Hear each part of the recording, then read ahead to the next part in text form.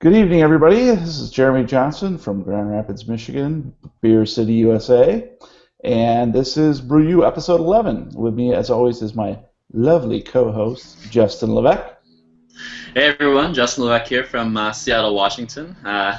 Looking forward to this nice pumpkin beer here. Kind of spoiling it, but Surprise! oh yeah, surprise! Yeah, me too. I'm actually really looking forward to this. So, tonight, Justin and I were able to both acquire a beautiful bottle of Southern Tier Pumking. I'm enjoying the label at least compared to the other ones. They're way too like Ichabod has the headless horseman, and then you know Yeah, I this one's nice and agree. simple. Are you at all disconcerted by the fact that there is no P there? So it's not Pumking, it's Pumking?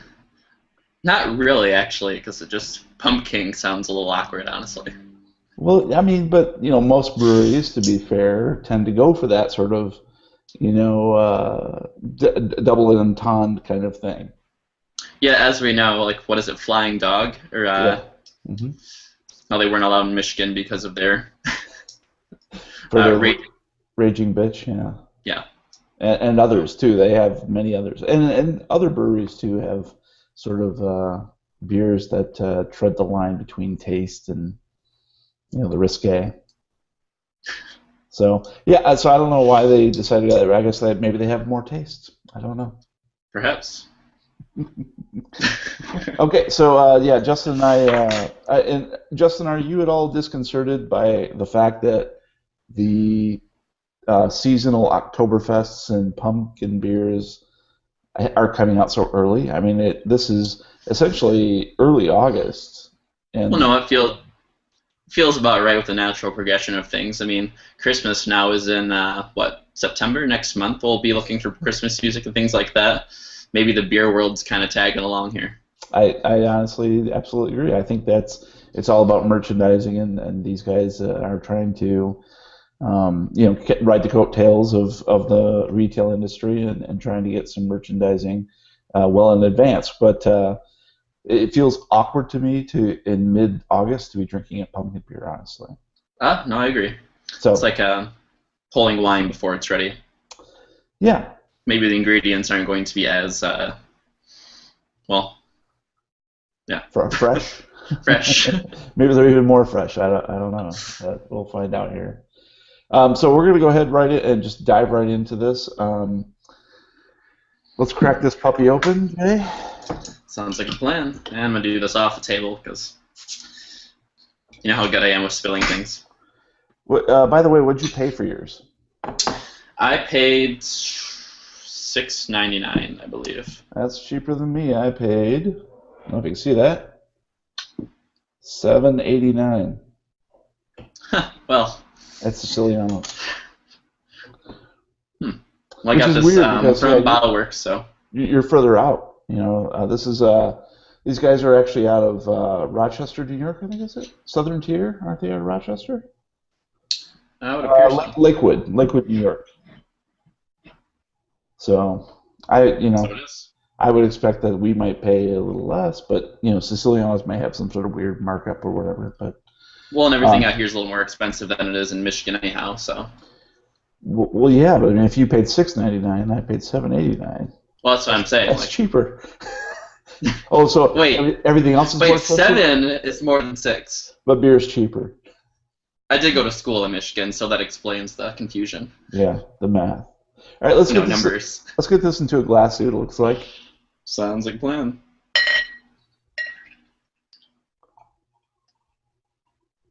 What kind of glass are you using today? I didn't notice. It actually recommends a goblet on the bottle itself, and it also recommends serving this at 40 degrees Fahrenheit, which I thought was a little on the cold side, but um, I'm willing to check it out. So Gotcha. if that's what they recommend, then that's what we go for. So yeah, I went with a goblet tonight, as they recommend. Gotcha. So I'm seeing, and you chime in here too, a very clear but very effervescent sort of yellow orange, very small head on mine. Yours too, looks like. Not terribly carbonated either. It's pretty clear. Yeah. I'm getting just a few bubbles rising up, but yeah, right. I mean, this doesn't look like an Imperial, does it? I mean, there's It doesn't no. look at all like an Imperial. In fact, I was thinking something darker, or at least cloudier, but Yeah, me too. I'm actually surprised that it kind of looks more like a pale or something. Yeah, it kind of does. Well, it looks like almost like a Kolsch. It just has Ah, that sort of color scheme to it. Um, so yeah, the color, but it's pretty. I'm a little put off by the head being so dissipated. Um, and from glass to glass is pretty much exactly the same. Yours barely had any more. Mine's yeah, dissipated very quickly. But and just swirling it around here, a little bit of lacing, but not. It quickly dissipates along the glass. So let's give this puppy a whiff, see what we see or smell. Wow, it's quite pungent. is yours really pungent? Quite. Yeah, I could actually smell it when I opened the bottle, and the Hmm. bottle was actually chest level. So I got So quite a bit of aroma. what I'm getting right off the bat, I mean, ordinarily in pumpkin beers, particularly if they're spiced, you get a lot of real like just that cardamom, that cinnamon, that the spices take the front. This is a sweet, yeasty pie crust almost. I agree. And actually, I'm used to I think Hmm. kind of a more like pepper, Mm-hmm. like a thicker pepper flavor smell or flavor right off the bat. But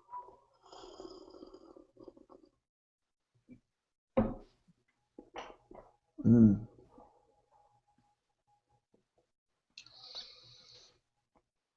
Okay. So the spices are a bit more there now, but it's so bready. I was gonna say I Um, agree, but it's not overpowering. I was actually expecting something more towards pepper, towards kind of more spiced ale actually, and mhm. this really doesn't have that much of a kind of that spicy bite to it really. Yeah, Like it has a nice like pumpkin, almost floral kind of citrusy taste. It's really light, which and, I'm and actually enjoying. yeah, and the sweetness sort of comes through. I guess that's the imperial part. So I am getting now that I've swallowed it and let it go down and everything. I am getting like a bit of heat rising back up.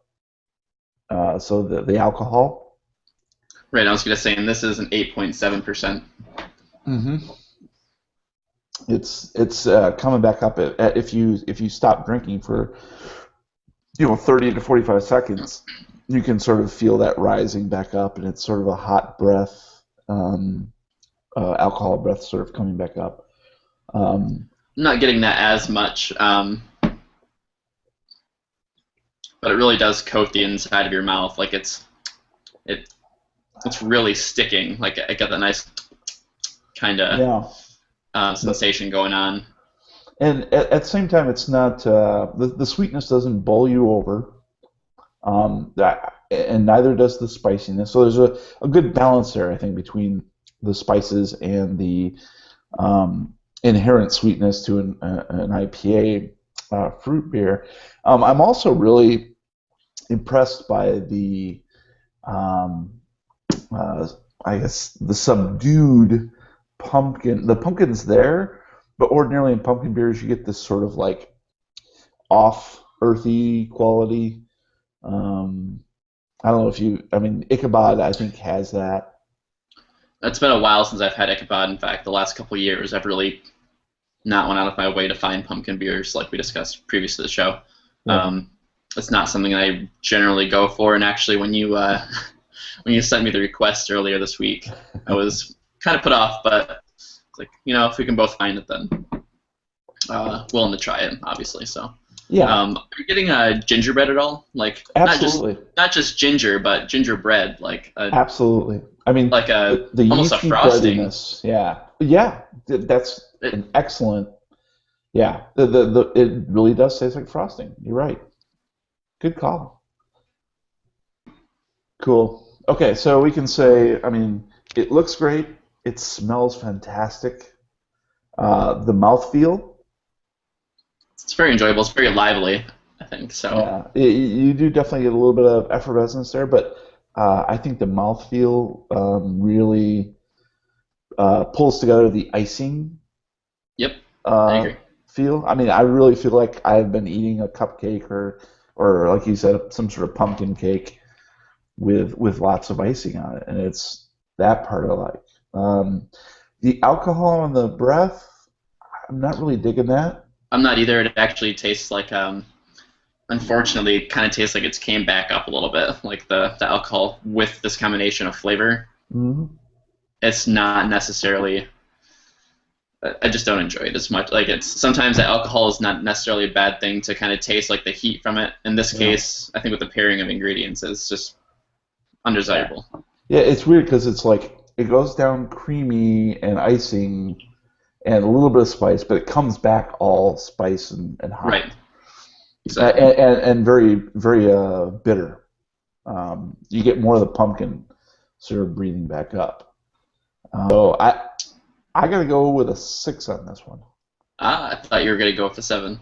I was between 6 and 7, but Figured as much. I think in the and I feel real kind of bad about that because I know that this is to some people the ultimate, representation of pumpkin beers. But as a beer unto, the general populace of beers, um, I'd have a rough time choking this down. It's pretty good. It's unusual. I'll give it that. It's definitely better than a lot of pumpkin beers, but I gotta go with a 6. I'm personally leaning between a 7 and an 8, and I'm not sure if I want the push onto the 8. Um, because 8 I feel is too optimistic. It's just too good for this. But at the same time, it's hard to say. Like you said, just thinking about the general realm of beer, like where does this Yeah. stand? Like, and especially if I just judge this against other dessert beers or other Imperials or Hmm. um, I think I'm gonna have to go with the 7. Okay. It's which for me is not a bad score, especially considering the last couple episodes. Yeah. Let's say it's got a great dessert quality. It's light, it's refreshing, and definitely for anyone who likes frosting, like gingerbread pumpkin, or who hasn't had a bad experience with pumpkin beers. Hmm. This is definitely a great choice. Definitely something to share or to just have a pint of. Okay. Well, let's wrap up this review. Sounds good. So again, folks, Southern Tier's Imperial Pumking, no P there. Um, I give it a 6. I think it's fun. It's has a nice creamy mouthfeel, but and its sweetness that's sort of balanced with the bitterness and the pumpkin.